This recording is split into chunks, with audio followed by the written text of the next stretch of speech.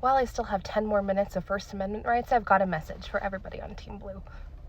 And that's that your reasonability is not the flex that you think it is. Were you really that motivated by standing in line single file, being super quiet and getting a gold star, that you risked the lives, the livelihood, and the entire way of life, our peace and tranquility, our justice for all? You really were willing to throw all of that away just so that you could look well behaved?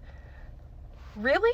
When I'm being my most graceful self, I just imagine that what you experienced 4 Januaries ago was so traumatic for you that you wanted anything and everything not to look like them. That those people probably put you through the worst that you've ever been through, and that you were fighting as hard as you could not to be like them.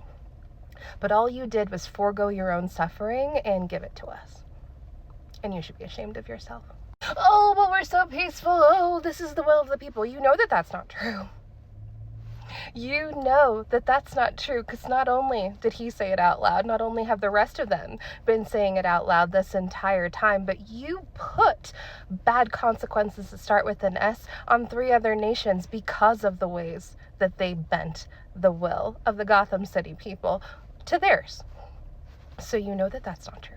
You know that our founding fathers put that rule on the books, and you know which rule I'm talking about, for this very reason. They planned for this. They planned for him. Who else could they have possibly been talking about? And you just didn't want to ruffle any feathers, didn't want to be mean, didn't want to look like them. Well, okay. You don't.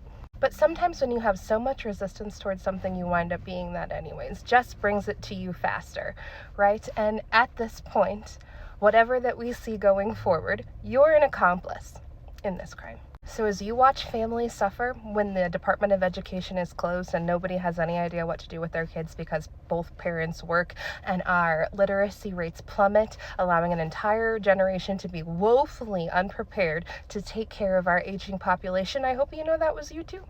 As members of our LGBTQIA plus community are forced to go underground and pretend like they're somebody that they're not, for fear of them becoming a target to somebody who will absolutely do anything and everything and get away with it, that was you too. And today in Chicago, as you watch our military bust down the doors of people, rip families from their homes, the only home that they have ever known, and take their families apart, and you could have done something and you didn't, I hope that you know how reasonable you are. But you're an accomplice, and that was on you too. We trusted you. We fought for you, we made phone calls for you and postcards, and we stood up here and we used our voices because we believed in you. We donated $1 billion to you in the last year.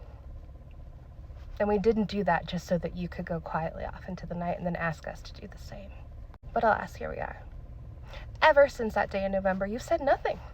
You have spent and said absolutely nothing. You spent the last 10 years telling us how horrible this was going to be and then did nothing afterwards. That was the thing that gave me the most hope. I was like, well, surely they wouldn't have just flippin' ghosted us. They would have said or done something. They would have they would have given us a playbook. They would have told us how to prepare, but no.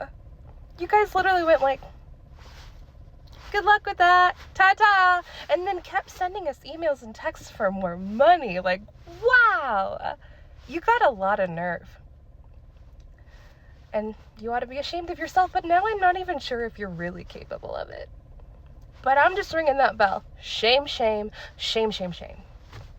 And that reasonability of yours is not the flex that you think it is.